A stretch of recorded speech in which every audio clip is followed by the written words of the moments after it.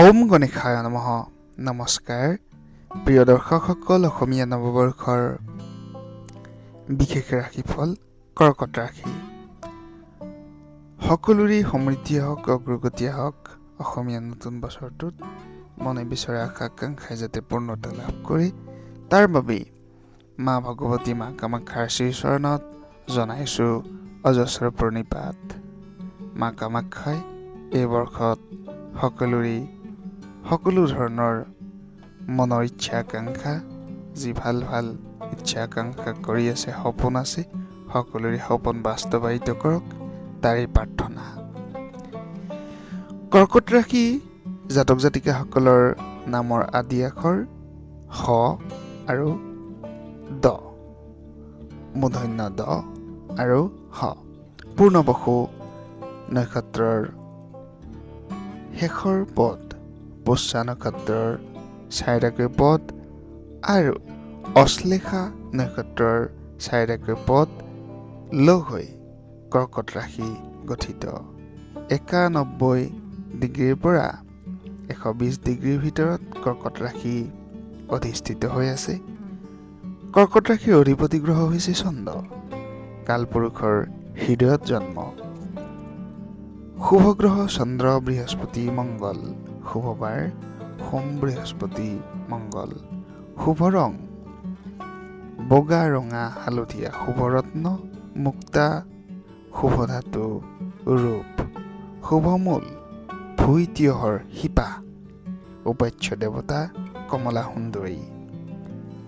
এই দেৱী কমলা সুন্দৰী মা বা দেৱী কমলা আপোনালোকে যদি আৰাধনা কৰিব বিচাৰে, অতিকৈ শুভ ফল আপোনালোকে পাব।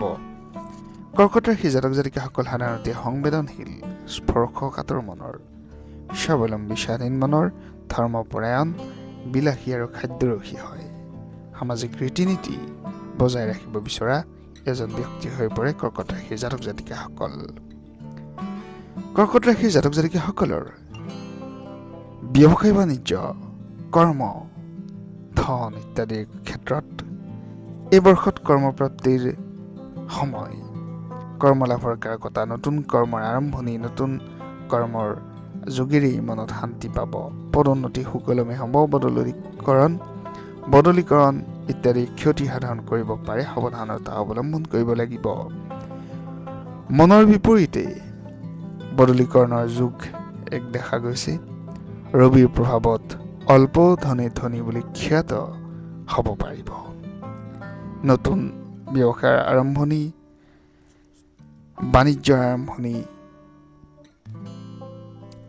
নতুন ধৰণৰ কৰ্মৰ আৰম্ভণি এই বৰ্ষত এক মাইলৰ খুঁটি সৃষ্টি কৰিব পাৰে। কাৰণ এই বৰ্ষত কৰা কৰ্মই ভৱিষ্যত জন্মান্তৰে থাকি যাব পাৰে বা অতিকৈ লাভান্বিত কৰিব পাৰে আপোনাক।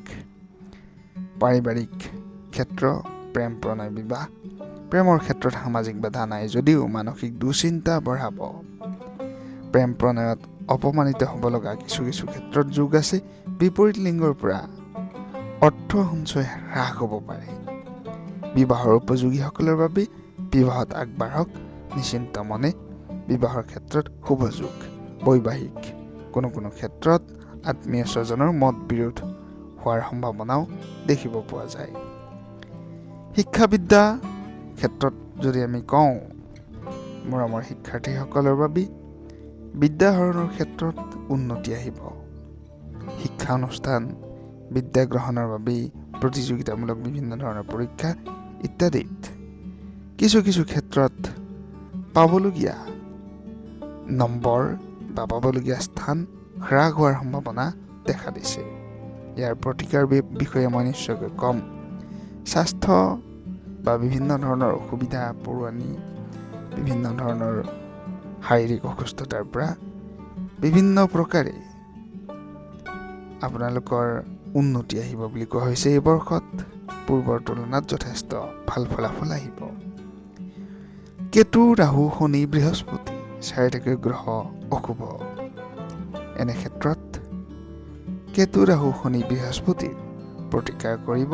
নিশ্চয়কৈ এই বৰ্ষ আপোনালোকৰ বাবে এক সুন্দৰ সুযোগ সুন্দৰ সময়, মংগলময় সময় আহিব বুলি ক'ব পাৰি। এই বৰ্ষত সকলোৰে মনৰ বাঞ্ছা পূৰ্ণ হওক তাৰে কামনাৰে মা ভগৱতী মা কামাখ্যাৰ চৰণত জনাইছো অজস্ৰ প্ৰণিপাত।